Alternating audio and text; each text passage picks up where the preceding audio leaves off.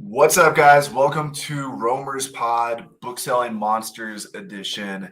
Today, I will be interviewing myself, and we will be covering many topics, including top strategies for finding books in 2023, FBA versus MF, when you should do each, and what I'm personally doing, capacity limits going into Q4, why I lied in my Puerto Rico video for all you guys that watched that video.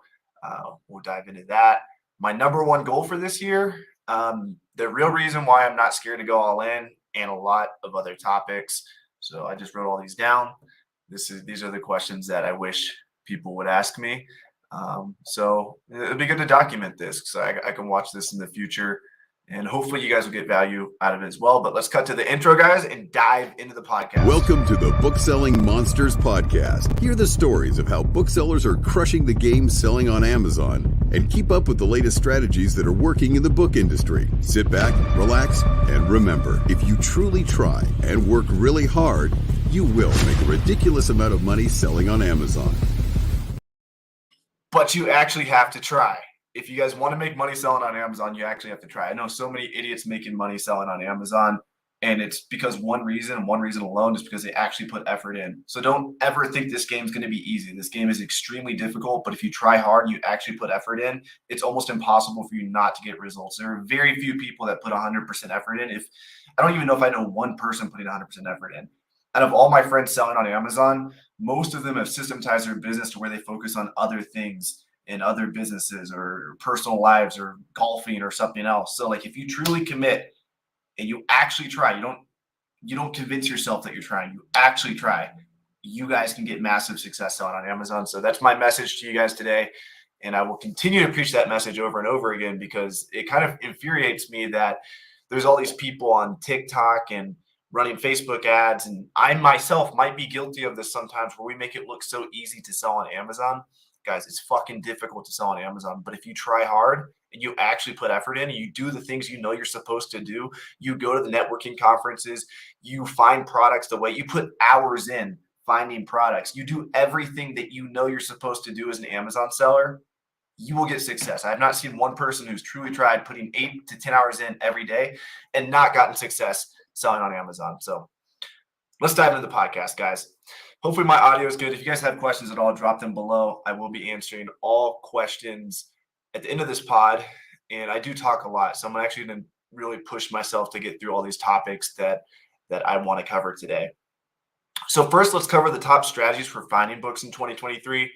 I had a friend from college reach out to me recently, and he's like, hey, I want to sell books on Amazon. I actually had a friend from high school reach out too. He's like, is this consistent money selling books on Amazon? I said, it's only consistent money if you consistently send books in. So here are the top strategies for finding books in 2023 that I think are just like what you should be doing. And I don't know if there's more or less competition than 5 years ago when I started, but when I go sourcing in Nashville, Tennessee, whenever I go back home, I'm here in Mexico City now, I feel like there's less competition. And if you look at the competition sucks. Competition's like a bunch of fucking 60, 70-year-old people. I'm not even joking. McKay's Used Bookstore, Nashville, Tennessee. There's a bunch of old-ass people scanning books with like a PDA, which isn't even a smartphone. That's your competition, guys. It is so easy to take these people out. And people just don't want to put in the work. So top strategies for finding books, go upstream. Yes, thrift stores are great. Used bookstores are great. But if you can go and find the books before they get on the thrift store shelf, you're going to have a much higher acceptance rate. So I think personally, like the fastest way, like I have a formula to make $1,000 profit in 7 days. It's absolutely free. If you guys want to go through the course link's below, 100% free. Literally, like you go through it. But I map out what exactly you should do. And these are like the top sourcing strategies for 2023 and probably for the future as well. But essentially, you start upstream. So you look at all the books that exist in people's houses, because that's where the most profitable books are. So you map out all the estate sales in your area. You map out all the garage sales in your area. You message everyone who's selling books on Facebook Marketplace.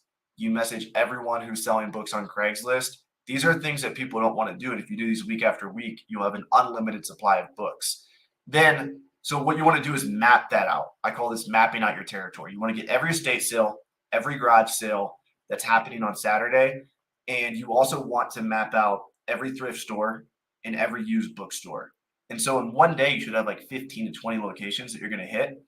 And I lay this out in the course, but you guys can just follow what I'm saying right now. Is you drive to all of those locations, just plug them all in Google Maps. Google Maps will tell you the fastest route to get to all of them, or there's softwares out there that'll tell you the most efficient route. And go to every estate sale, go to every garage sale, message people on Facebook Marketplace and say, hey, I'm willing to come pick up your books. People will sell textbooks on Facebook Marketplace. People will sell regular books on Facebook Marketplace. In one day, you can have 20 different places to go, and you can easily make $1,000, $2,000 profit in one day. I'm not joking, but nobody wants to do this. Nobody wants to put in the work to map out their whole city, to map out 10 garage sales, to map out 10 estate sales. Nobody wants to drive that far. And let me tell you this, you don't have to go to all 20 locations. In fact, my most profitable days were always when I only went to like 1 or 2 locations. Okay. And the reason for that is you'll find one place that has an insane amount of opportunity, and you'll just get books from there all day. Maybe you find an estate sale with a private library collection that is just insanely profitable, and you'll spend 4 to 8 hours scanning those books. And so your most profitable days will be the days that you drive the least. The whole reason why we map out 15 to 20 different places to go is so you have that opportunity.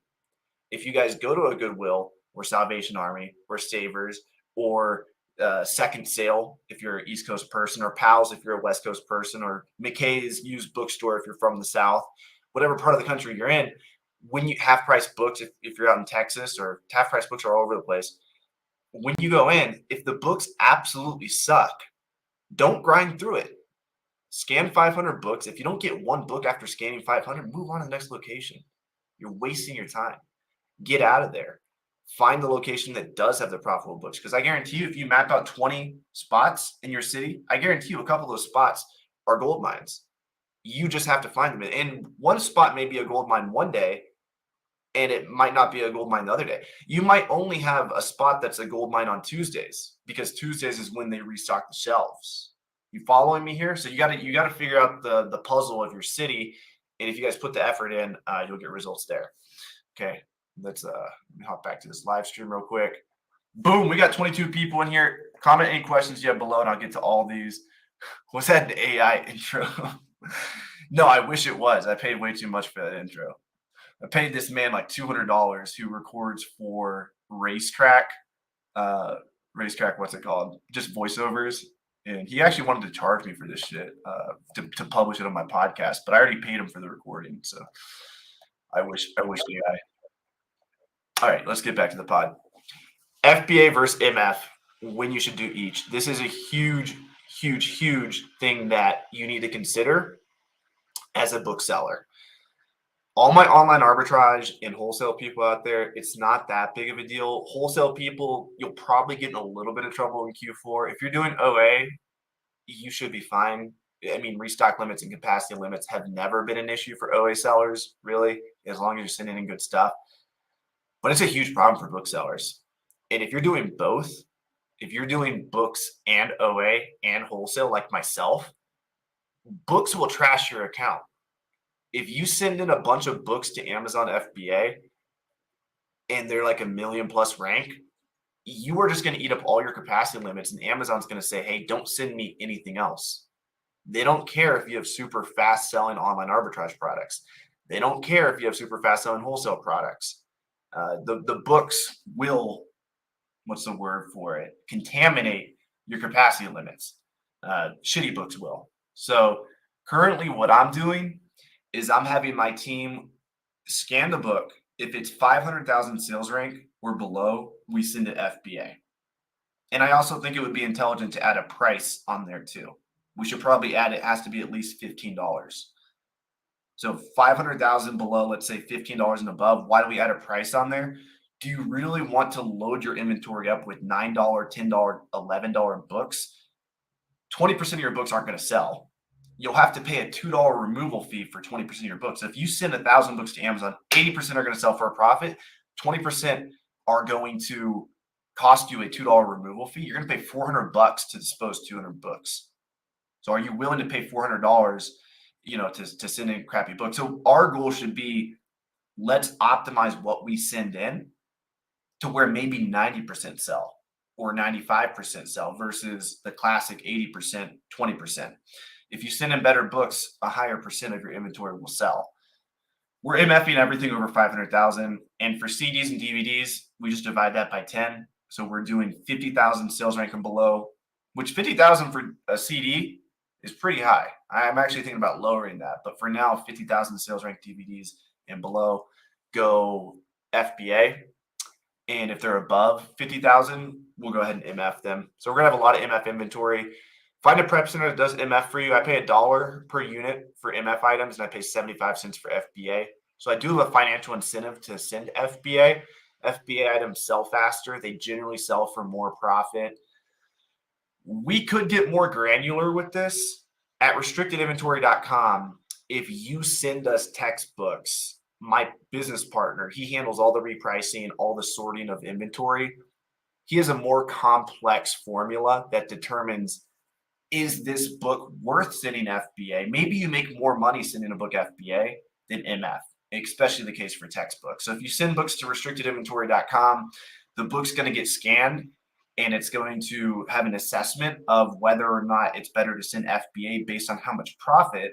And of course, we're not going to send crappy stuff to FBA because the last thing we want is to clog up our accounts, whether it's my partner's textbook account for restricted inventory or my personal accounts. So I have a lot of personal accounts that I sell on, and guys, don't mix online arbitrage products with books. If you're doing online arbitrage and you're doing wholesale and you're doing books, get separate accounts for all three. It's 100% legal to set up. And this is a pro tip. Like, if everyone listening this far in the podcast, I'm about to save someone. If one person listens to this advice, I'm going to save you like 50 grand in revenue. I promise you. And it's this: call Amazon and get separate accounts set up for books, wholesale, and OA. All you have to do is say, hey, I want to sell separate products on a new Amazon account. Could I get it set up? The person on the line might say yes. They might say no. It doesn't matter. It's the fucking rules. Amazon should let you set it up. So if the person on the phone says, no, you're not allowed to do this, hang up, call back. Get 3 accounts set up or 2 accounts set up at least, bare minimum. Make sure each account has a separate LLC. If you don't set up these separate accounts with separate LLCs, guess what's going to happen? You eventually will, as an Amazon seller, get shut down. You'll get IP complaints. You might accidentally sell a counterfeit book. They might just shut you down for no fucking reason. That happens too. And when that happens, they will link all your accounts together. Every account that you've ever had. If you've logged in with the same Wi-Fi, if you've logged in with the same IP address, if you've logged in, blah, blah, blah. But one thing, this is from my experience, is if you have separate LLCs, there's a much lower chance of them doing that. If you have the same LLC on these 2 legally set up Amazon accounts and one happens to get in jeopardy, they will instantly shut down both. But from my experience, if you have separate LLCs set up, preferably in someone else's name, even if you do everything else wrong, like you log into the same Wi-Fi, you log into the same devices, everything that everyone says about Amazon accounts being linked together is true. I used to not say this, but Amazon will link if you log into the same Wi-Fi. Amazon will link if you log in the same device. Amazon will link if you do the same ship from address. There's so many different scenarios. Like, you should be paranoid about this shit. But from my personal experience, if you have a separate LLC under someone else's name, even if you do all the other shit wrong, like you log in the same device, which I've done multiple times. I've had 5 account shutdowns in the last year. The only thing that saved me, the only reason why I stayed in business was because I had one account that had a separate LLC under someone else's name. We logged in the same computers. We use the same Wi-Fi, same ship from addresses. But that one saving grace was that their account had a separate LLC. My account had a separate LLC attached to it. Pro tip, that'll save somebody out there 50 grand. I promise you, because I lost 50 grand in revenue from all my account shutdowns. But that one account, saved my ass. And so this is shit you don't hear on other podcasts. So I'm serious. This is a very important issue for Amazon sellers who are full-time. Okay, let's talk about the power of artificial intelligence for entrepreneurs. It's getting pretty scary. People say it's getting scary. It's not getting scary. It's getting awesome. I used to use ChatGPT to write emails. So for example, like if I was going to send a generic email out to my audience, like hey, I'm going live, I would just have my Filipino team like use ChatGPT to write that. Not super cool, not like a legendary thing to do with artificial intelligence, but let's talk about a few things you can do that are really, really cool.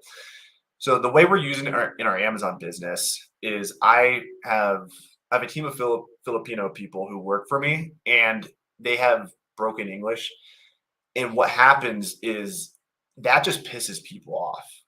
And so if you're doing merchant fulfilled, it is your responsibility to respond to all buyers' messages.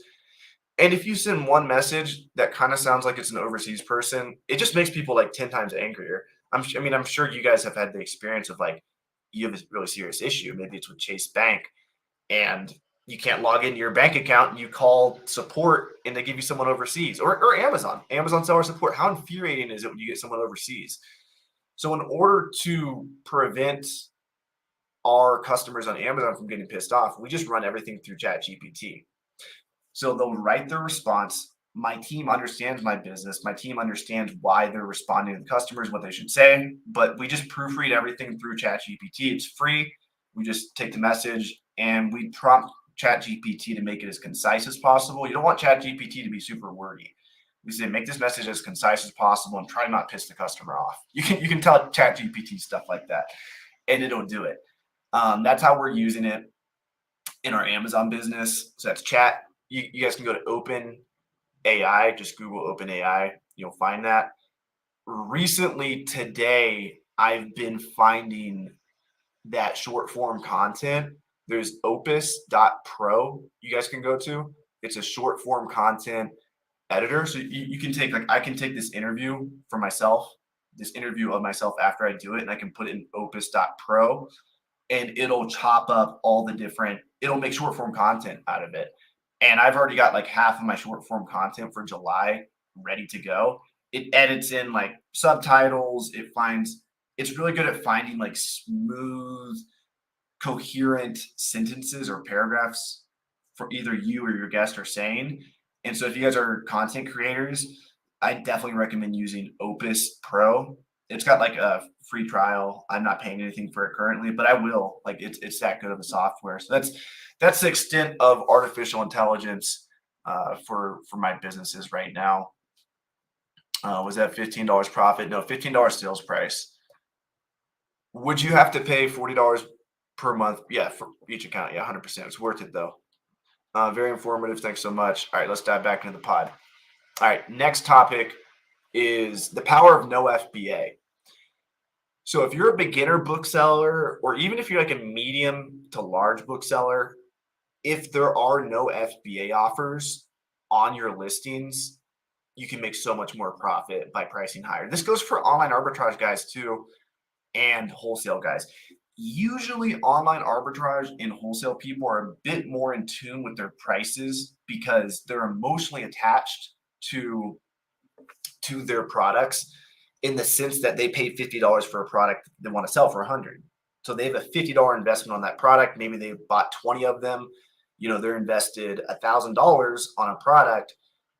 Online arbitrage and wholesale people usually have a pulse for what they want to sell their products for. Whereas us booksellers, we just get hundreds and thousands of books, shove them into Amazon FBA, and just cross our fingers. We set up repricers, blah, blah, blah.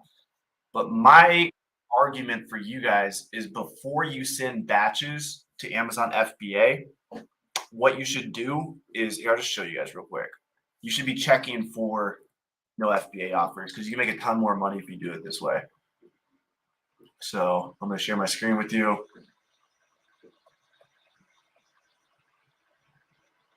right, let's dive into this.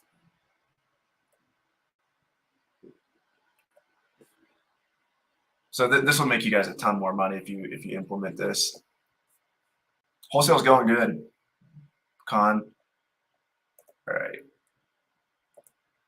Boom. Get this up here.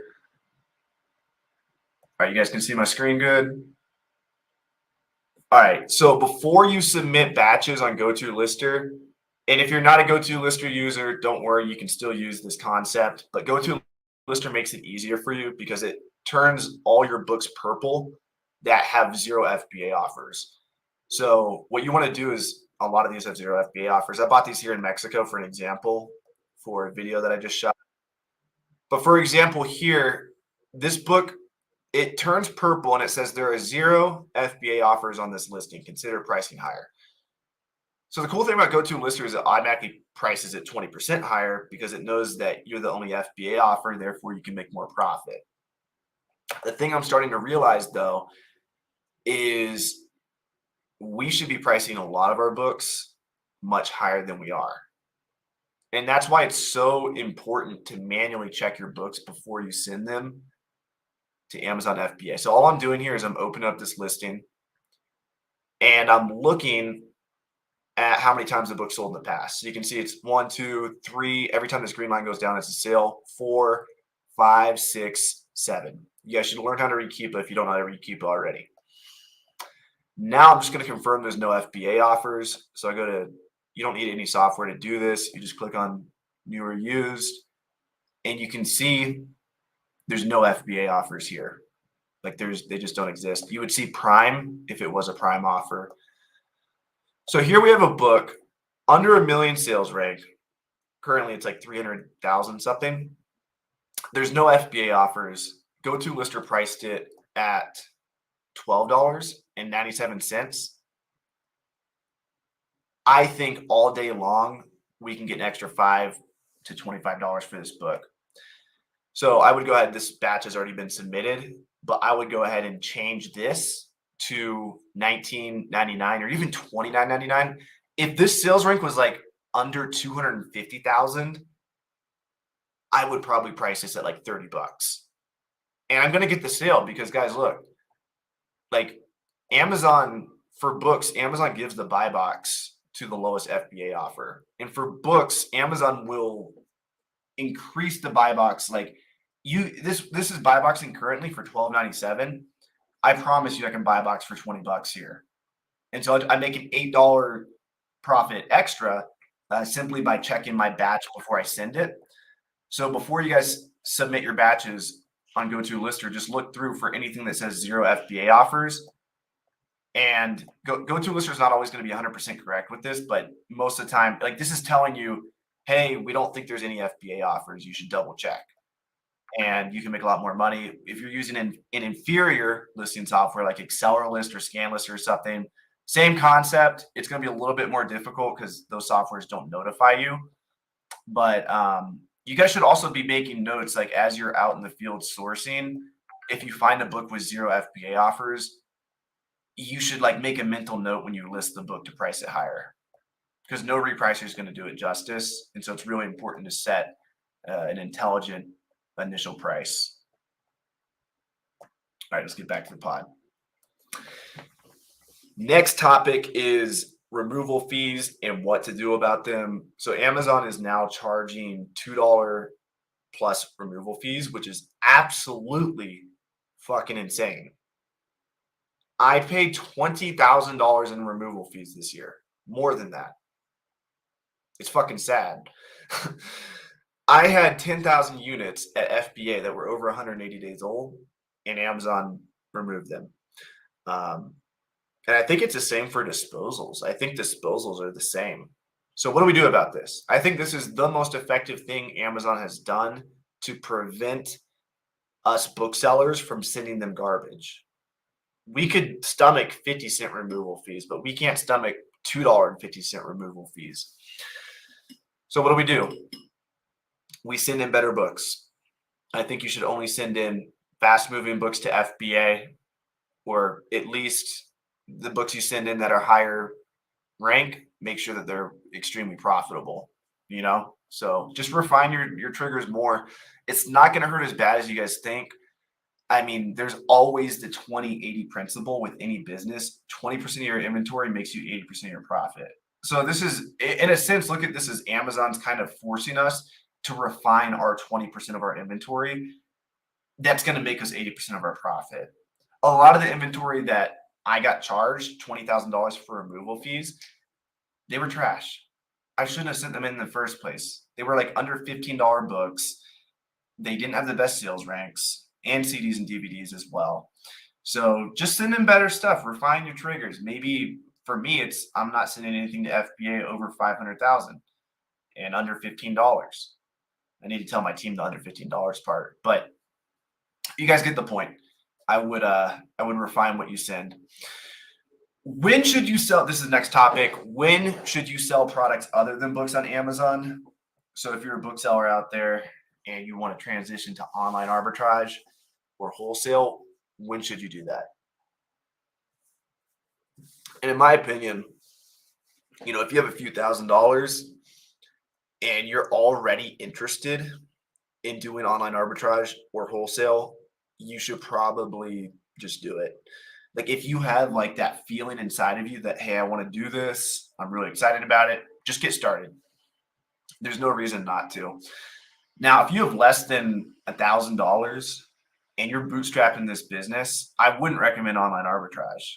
I would stay selling used books. I would go through my course, Start Humble, or watch a bunch of YouTube videos religiously, every Saturday, go to the thrift stores, estate sales, library sales, load your inventory up till you have a few thousand books in stock. You'll be making several $1,000s profit a month. Get to the point where your Amazon business is making you so much that you have like extra, what's the word for it? Like net free cash flow. And with books, it's very easy to get to net free cash flow, which is just a fancy term. Shout out Alex Hormozy. I was watching Alex Hormozy earlier. It's a fancy term for being able to pull money out of your business. Online arbitrage and wholesale, you can scale for several months and always be reinvesting your money. The thing I love about books is if you truly hustle and send a bunch of books in, it's just a couple months, you just won't ever be able to go cash flow negative again. You'll just have too much money coming in. So my answer to that is whenever you feel like you really want to go, and you make sure you have a few $1,000s to start online arbitrage or wholesale. But guys, we're just resellers. Like you're just taking books that are $1, $2, or $3 and flipping them on Amazon for $20 plus. It's not much different to find a product on Walmart.com or Kohl's.com or some weird website that's selling the product at a discounted price for half the price. It's not that much different to pick up 100 of those and flip them on Amazon for double and make a grand profit with a couple clicks than it is to go into a thrift store or a library and find books. It's the same exact thing, same exact concept. And same with wholesale. With wholesale, I'm doing wholesale now. We're at like $25,000 profit the last 30 days. It's pretty insane. Like you just find products that have proven sales velocity. You find products that are flying off the shelves. You buy more of them. You make sure the keepers are good. You make sure the sell-through is good. If you sell through at a profit, buy more. That's a beautiful thing about online arbitrage and wholesale is when you sell through an ASIN, you can usually buy more of it, especially with wholesale. Online arbitrage is a bit more difficult because a lot of times it's based on like coupon codes, a limited time sale on the website. But if you have a good wholesaler, a good supplier wholesale, yeah, the lead time's longer, 3 weeks plus, sometimes like 6 weeks just to get the product active FBA. But the beautiful thing about wholesale is you can go deep on products, you can replenish products. And so I think inevitably what happens with Amazon booksellers once they quote unquote graduate to online arbitrage or wholesale, they kind of get filtered to wholesale if they're really serious about Amazon because of the stability that wholesale allows. Don't get me wrong though, online arbitrage is great. We're about to talk about online arbitrage strategies this Q4. And I think online arbitrage 100% has way more opportunity during Q4. If you're willing to hustle and work hard, online arbitrage probably has the most opportunity. Out of all the business models selling on Amazon, online arbitrage, I would just say this, online arbitrage during Q4, 100% has the most opportunity. You have 2-day lead time. You buy from Kohl's.com, you get it in 2 days. you get it listed active, merchant fulfilled, and it sells within the week that you purchased it. And you get cash back on top of that, 20 to 30% cash back from these websites. Free money. Online arbitrage during Q4 is insane. Let's talk about top strategies for online arbitrage products.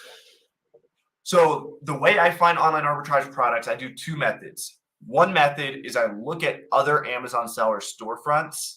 I know it's kind of a dirty method. It's called storefront stalking, but I just go to the top Amazon sellers that I know are making profit. And over time, you'll get like a list of Amazon sellers who you know are banking. And I'll just go to their stores and look at what they're finding. I usually know where they're getting their products from. Like they might be a Dick's Sporting Goods seller. They might be a Walmart seller. I know they're buying their products from maybe it's Home Depot. And so I just go through their catalog, copy and paste their products, see if I can find them for half price on homedepot.com, and then I purchase them myself. That's my favorite way to do online arbitrage. Another way I do it is I go to the website first. So for example, I go to homedepot.com first, and then I'll just look through products that I know have sold in the past. And I'll just see if I can find them on Amazon for half the price. Like it's really simple. It's tedious. It's going to take 20, 30, 40 plus hours to find good products sometimes. But if you guys put the work in, you'll get results. It's a common theme here. And during Q4 this year, I'm going to make sure I have a ton of capital ready to spend. My Q4 strategy is I am going to wait for Black Friday, Cyber Monday. And guys, I'm just going fucking crazy. Like I'm not going to sleep. I'm going to drink coffee all day. I'm out here in Mexico City right now, finishing my coffee at 4:30. Q4, I'm already jumping to the Q4 portion of this podcast, but Q4 with online arbitrage, guys, like no pun intended, but don't sleep on Q4. When Black Friday comes around and when Cyber Monday, there's websites that offer 30% cash back. Amazon has insane demand. Okay, here's the formula for Q4. Here's the formula. You purchase from websites that can ship to your house in at least 4 to 7 business days. Most of the time, these websites have expedited shipping, so you can get them in 2 business days or less. They're all trying to compete with Amazon, so they're offering free shipping. So your lead time is practically nothing with these products. Step number 2 is get them only sell merchant fulfilled during Q4. So get these products active like the same week. Step 3 is increase your profit margins by 30% simply by using cashback extensions. So just use Rakuten or topcashback.com and they will pay you cash, money in your bank account, sometimes up to 30% during Q4 just for buying from these websites. So you can literally turn, like I'm going to be spending as much as possible. I hope I'm able to spend, I don't even know. I don't even want to throw a number out there, but 200 to 500,000 just on that weekend. 500,000 would be a little optimistic, but if we can get there, that would be fucking insane. And if you spend 500,000 on credit cards, then that means you're getting 150,000 cash back the next month in your bank account. And you're getting all your items active the same week. So the keeper graph doesn't have much time to change. And from Black Friday to the first week of December, everything's only going to get better. Yeah, Black Friday is a huge surge for products to sell on Amazon. But even the week after Black Friday and the week after that, it's all Q4. It's all holiday season. Everything on Amazon just sells great. So, and you know, wholesale during Q4 doesn't have that opportunity. All right, let's say it's the first week of December and your wholesale products are moving like crazy. Who gives a shit? It's going to take 3 to 5 weeks for you to get the product back in stock. So OA during Q4, I mean, like I would kind of flex your OA muscle this summer leading up to Q4. I mean, I'm confident with OA now. I'm not doing like any OA right now, but I'm confident with it and I'm ready for Q4. I'm doing all wholesale right now, but I'm ready for Q4. And in Q4, the opportunity is online arbitrage. All right, let's move on. Let me see if we got any questions in the chat real quick before we move on to more personal matters. 20K, not chill. Wholesale's going well.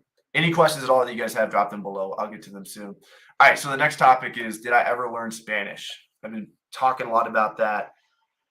And I'd say I'm like somewhere between 50 and 70% fluent in Spanish. I'm going to be making more content in Spanish coming up soon.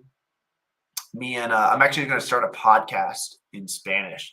And my Spanish is not like, it's not that great. So like my podcast, I'm not even sure if I'm gonna understand what the guest is saying. But I live here in Mexico City. I go on dates every week. I completely speak in Spanish on all the dates I go on. And yeah, I mean, I'm learning slowly but surely. It's been 1 year and a couple months since I started learning Spanish. My goal was to become fluent in 6 months. I mean, I taught a jiu-jitsu class in Spanish. I can articulate myself, but we'll see how the podcast goes. We'll see if I understand anything they say. Sometimes it's like that. Sometimes you just feel like you don't know what the fuck anyone's saying. Like when your brain is tired and you're speaking another language, sometimes you just can't understand. And other days I think in Spanish. Like I'll be walking down the street and I'll be talking in Spanish and it feels fluid. But yeah, that's kind of where I'm at with Spanish. And I'm not going to give up until I become fluent and then I'll learn Portuguese or something else. But if you guys want to learn a language like super fast, go to fluentin3months.com. I'm so busy with my business now and traveling and other things that I dedicate like an hour a day to Spanish. But if you truly dedicate like 8 hours a day to learning a language, you can 100% become fluent in like a few months. But fluentin3months.com. And the whole thing, it's very similar to selling on Amazon. Like if you want to get results, it's all about working hard and actually like putting yourself in the situation to learn. So in Amazon, you got to put yourself in the situation to learn by actually buying products and selling them. You know, you can't just watch YouTube videos all day. If you want to learn how to sell on Amazon, you actually got to do it yourself at some point. Same thing with learning Spanish. You just got to speak Spanish. Like how many hours a month are you speaking Spanish? 30 hours a month, 60 hours a month, 100 hours a month. That's how quickly you're going to progress. I'm not talking about classes. You can take 8 hours of classes a week and not learn shit. You actually have to speak the language.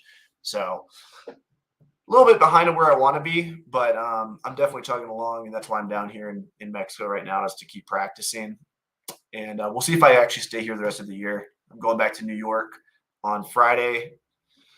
Going to go network with Taylor Jones, have a 4th of July party, light some shit on fire. Then I'm going to go check out Austin, Texas. They have some of the best jiu-jitsu in the world. I'm going to go down there.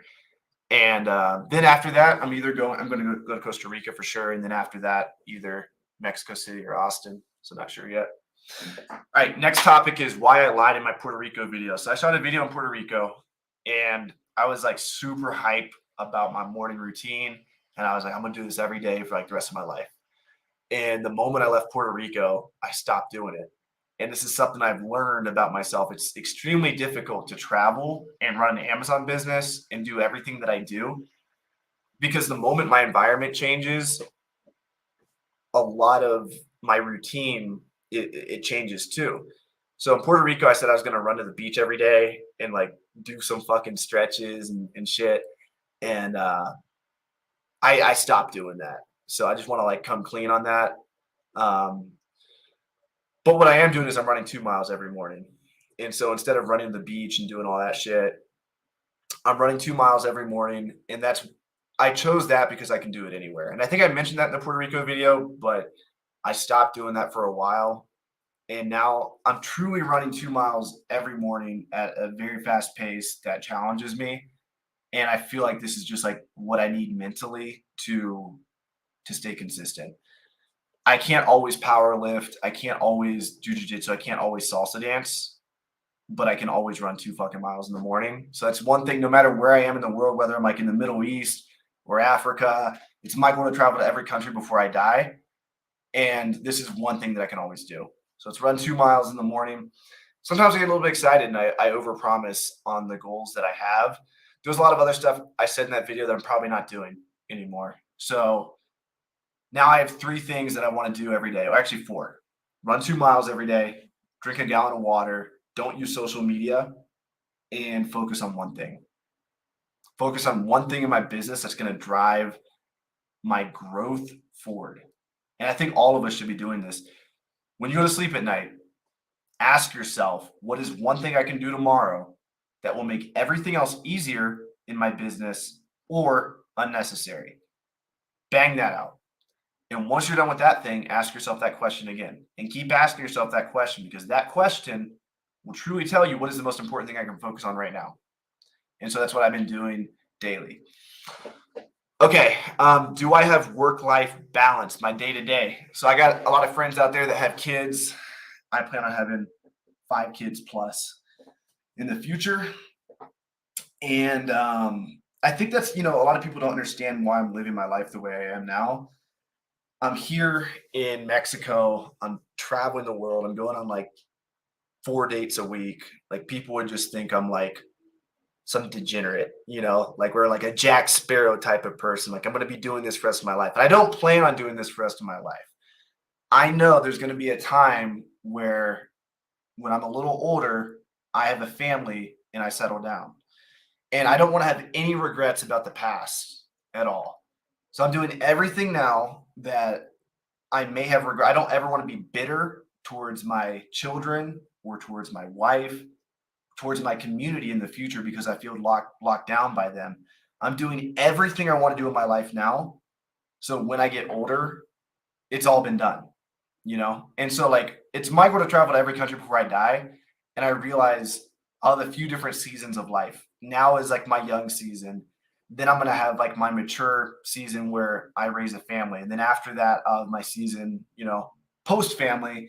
And during all these seasons, I will be doing traveling, but it's definitely gonna be front loaded. Like I'm gonna travel the majority of the places I want to travel while I'm young. So do I have work-life balance? So my day-to-day is I have like if I had kids right now, I wouldn't have any time for them at all. And I work a decent amount, but I mean, I don't work that much. I mean, comment below if you guys work more or less than me. But I usually wake up around 10 o'clock. I run 2 miles, start working around 10:30, 11, and then I work until 5, which is really only 6 hours. And then if you include like working in Ubers or I do work a lot on my phone while I'm out. But after 5 o'clock, I hit the gym, I lift weights, I go to the sauna. And in my opinion, this is work too. Like jujitsu is fucking harder than building my Amazon business. Then I go to jujitsu for an hour and a half, and then I go to salsa for an hour. So I have about 4 hours of exercise slash activities at the end of the day. And then I come home and I usually do like some type of work on my computer, like nothing crazy. It's usually catching up on messages. Whereas like the first half of the day is creating content or really focusing on the important parts of my business that I have to build. And then the last half of the day, like I don't want to get old. It's just like so silly to say, but I don't want to get old and like not have learned how to salsa dance really good. Like I don't want to be fucking 40 and be a millionaire, like a multi-millionaire, and then like be traveling the world seeing like people like do really good in salsa or jujitsu and think like, man, I wish I would have done that when I was younger. So like I'm making sure I use my body now and I train myself to do the things I want to do. And so that takes up like all my free time. So the first half of my day is always work. That's the most important thing. Like I'm not financially free yet.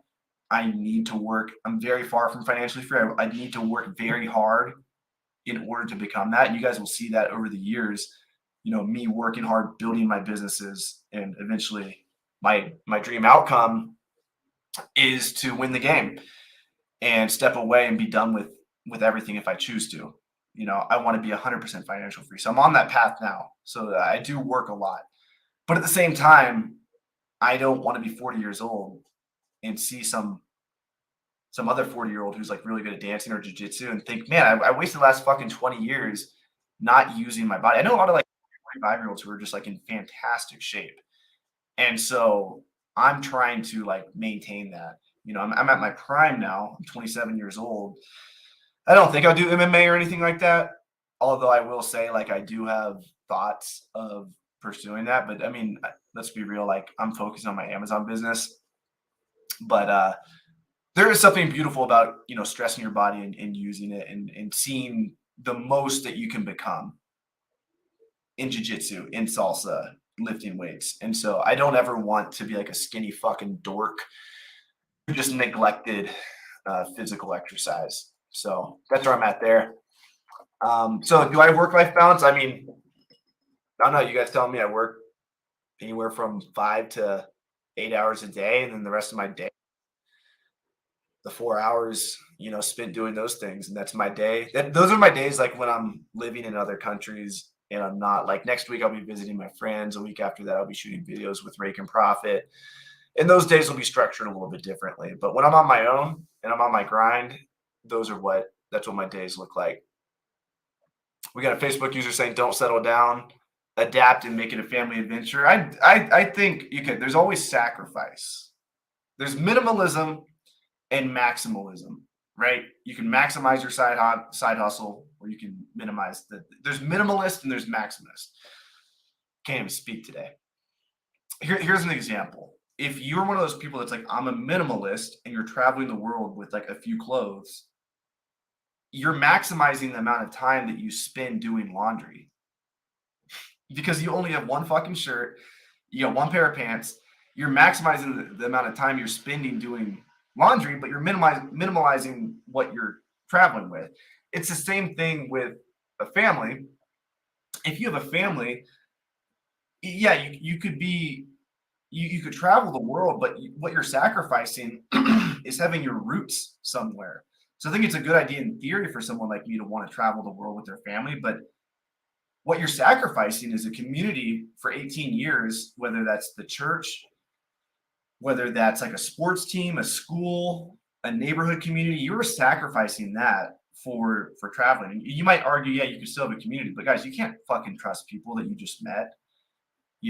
Even if it's only been a couple months. I'm not going to take my family to Ireland and then Puerto Rico and then Colombia. Like, no, we're going to bunker down probably somewhere in America with a good community and raise them there. Like, I'm not going to sacrifice those bonds for travel, if that makes sense. So anytime you guys think about minimalism, like usually whatever you're claiming to be a minimalist of, you're maximizing some other part of your life, if that makes sense.